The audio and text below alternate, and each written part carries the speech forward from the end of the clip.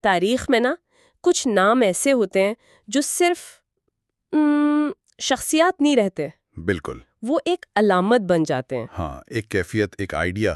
ہاں، اور فرعون میرے خیال میں اس کی سب سے بڑی مثال ہے۔ سب سے بڑی۔ جب ہم فرعون کہتے ہیں تو ذہن میں صرف ایک مصری بادشاہ نہیں آتا، نہیں، بالکل نہیں۔ بلکہ وہ تکبر آتا ہے، وہ غرور جو طاقت کے نشے سے پیدا ہوتا ہے۔ وہی کہ میں ہی سب کچھ ہوں، میرے علاوہ کوئی حقیقت نہیں۔ جی، اور اسی تکبر کے خاتمے کے لیے پھر حضرت موسیٰ علیہ السلام آئے۔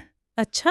وہ اور ان کے بھائی ہارون جب اس کے دربار میں پہنچے تو پیغام بہت سیدھا تھا۔ کیا تھا پیغام؟ ایک اللہ پر ایمان لاؤ اور بنی اسرائیل کو میری غلامی سے آزاد کرو۔ یہ تو اس کی پوری خدائی پر ایک چیلنج تھا۔ سیدھا چیلنج۔ تو ظاہر ہے اس نے اس دعوت کا مذاق اڑایا اور کہا کہ اچھا، اگر تم سچے ہو تو کوئی نشانی دکھاؤ، کوئی ثبوت لاؤ۔ جی، کوئی ثبوت۔ تو یہاں سے معجزات کا سلسلہ شروع ہوتا ہے۔ تو پہلی نشانی کیا تھی؟ پہلی نشانی تھی ان کی لاٹھی۔ انہوں نے اسے زمین پر پھینکا اور وہ فوراً ایک حقیقی خوفناک اژدہا بن گئی۔ کوئی نظر کا دھوکہ نہیں؟ بالکل نہیں، ایک زندہ چیز۔ اور دوسری نشانی، جب انہوں نے اپنا ہاتھ جیب میں ڈال کر نکالا تو وہ سورج کی طرح چمک رہا تھا۔ تو فرعون کا رد عمل کیا تھا یہ دیکھ کر؟ ڈر گیا ہوگا؟ دیکھیں، ڈرا تو وہ ضرور، لیکن یہاں اس کی نفسیات سامنے آتی ہے۔ اس نے فوراً اس حقیقت کو جھٹلا دیا۔ اس نے کہا، یہ تو کھلا جادو ہے۔ اچھا، یعنی اس نے اسے ایک ایسی کیٹیگری میں ڈال دیا ہے جسے وہ سمجھتا تھا کہ وہ کنٹرول کر سکتا ہے۔ بالکل، اور اس نے فوراً ایک بڑے مقابلے کا اعلان کر دیا۔ پورے مصر سے جادوگروں کو بلایا گیا، اپنی برتری ثابت کرنے کے لیے۔ جی، عوامی سطح پر۔ تو ایک طرف مصر کے سب سے بڑے جادوگر اور دوسری طرف حضرت موسیٰ اور ہارون۔ اور فرعون کو تو پورا یقین ہوگا کہ وہ جیت جائے گا۔ اسے تو جشن کا سما لگ رہا تھا، بہت بڑا مجمع تھا، وہ اپنے تخت پر بیٹھا تھا۔ جادوگروں نے اپنی لاٹھیاں اور رسیاں پھینکی اور وہ لوگوں کی نظروں میں سانپ بن کر رینگنے لگے۔ مجمع نے تو نعرے لگائے ہوں گے۔ خوب نعرے لگے، لیکن حضرت موسیٰ خاموش کھڑے رہے۔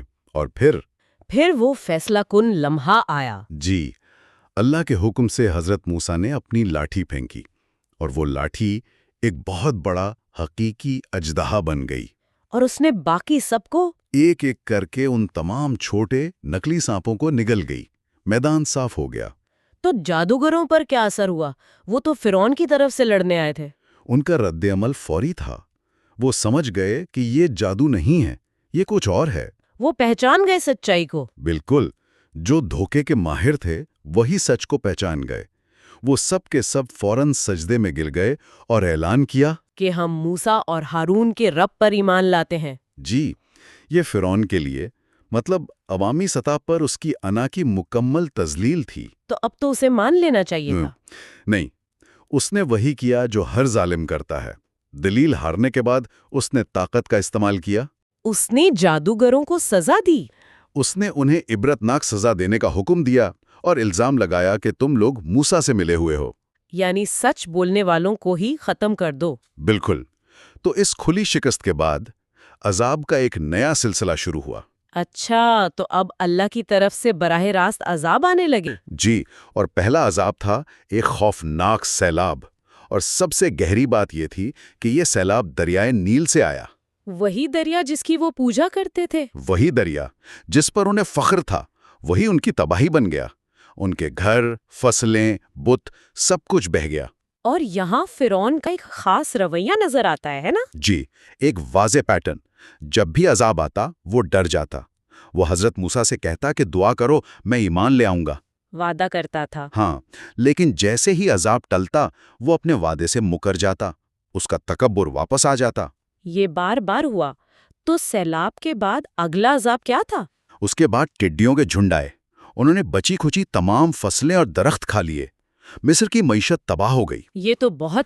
اور پھر مینڈک، ہر جگہ مینڈک، گھروں میں، بستروں پر، کھانوں میں، یہاں تک کہ بات کرتے ہوئے منہ میں گھس جاتے۔ یہ تو نفسیاتی اذیت ہے۔ بالکل۔ پھر دریائے نیل کا سارا پانی خون بن گیا، پینے کا پانی تک ختم ہو گیا۔ پھر قحط سالی آئی اور آخر میں ان کے اناج میں کیڑے لگ گئے۔ اور سب سے بڑی نشانی کیا تھی ان عذابوں میں؟ سب سے بڑی نشانی یہ تھی کہ یہ سب کچھ صرف فرعون اور اس کے لوگوں پر ہو رہا تھا۔ بنی اسرائیل محفوظ تھے۔ بنی اسرائیل مکمل طور پر محفوظ تھے، ان کا پانی صاف تھا، ان کی فصلیں سلامت تھیں۔ یہ اتنا واضح فرق تھا، لیکن تکبر نے انہیں اندھا کر دیا تھا۔ تو جب کچھ بھی کام نہیں آیا تو پھر آخری مرحلہ شروع ہوا۔ جی، تب اللہ نے حضرت موسیٰ کو حکم دیا کہ وہ راتوں رات بنی اسرائیل کو لے کر مصر سے نکل جائیں۔ ہجرت کا حکم۔ ہجرت کا حکم۔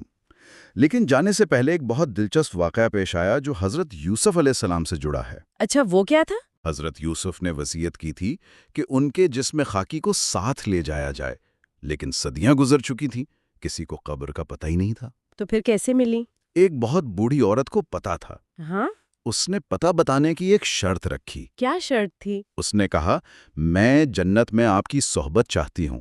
واہ! اللہ کی طرف سے وحی آئی کہ اس کی شرط قبول کر لی گئی ہے۔ تو وہ بنی اسرائیل کو لے کر نکل پڑے؟ لیکن فرعون نے پیچھا نہیں چھوڑا۔ بالکل نہیں۔ جب اسے پتا چلا تو وہ غصے سے آگ بگولا ہو گیا۔ اس نے ایک بہت بڑا لشکر تیار کیا اور ان کا تعاقب شروع کر دیا۔ اب تو صورتحال بہت خراب ہو گئی ہوگی، آگے سمندر اور پیچھے فرعون کی لاکھوں کی فوج۔ وہ بری طرح پھنس چکے تھے۔ بنی اسرائیل گھبرا گئے۔ انہوں نے کہا ہوگا کہ ہم تو پکڑے گئے۔ بالکل یہی کہا، اے موسیٰ، ہم تو پکڑے گئے۔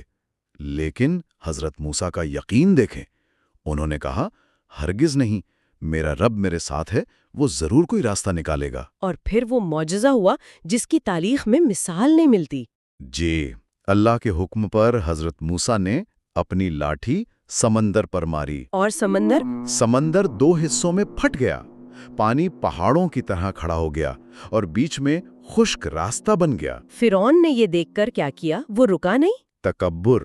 اس نے اسے بھی اپنے لیے ایک موقع سمجھا اور اپنی فوج سمیت اس راستے میں داخل ہو گیا، یہ سوچ کر کہ وہ بھی پار کر جائے گا۔ جی، لیکن جیسے ہی بنی اسرائیل کا آخری شخص سمندر سے نکلا اور فرعون اور اس کی فوج بیچ میں تھی، سمندر واپس مل گیا۔ سمندر واپس اپنی اصلی حالت میں آ گیا اور ڈوبتے وقت فرعون چیخا، میں موسیٰ کے رب پر ایمان لاتا ہوں۔ لیکن تب تک بہت دیر ہو چکی تھی۔ توبہ کا وقت گزر چکا تھا۔ ایک منٹ، تو انہوں نے ابھی اپنے سب سے بڑے دشمن کو غرق ہوتے دیکھا ہے، سمندر کو دو حصوں میں بٹتے دیکھا ہے۔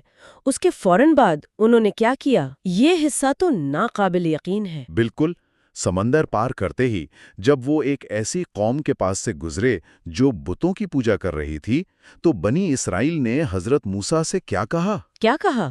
ہمارے لیے بھی ایسا ہی ایک بت بنا دے۔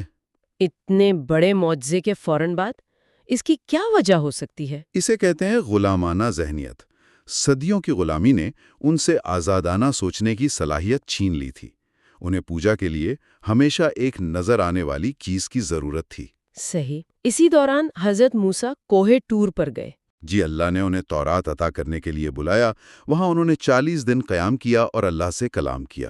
اور جب وہ واپس آئے؟ جب وہ 40 دن بعد تورات کی تختیاں لے کر واپس آئے تو منظر ہولناک تھا۔ کیا ہوا تھا؟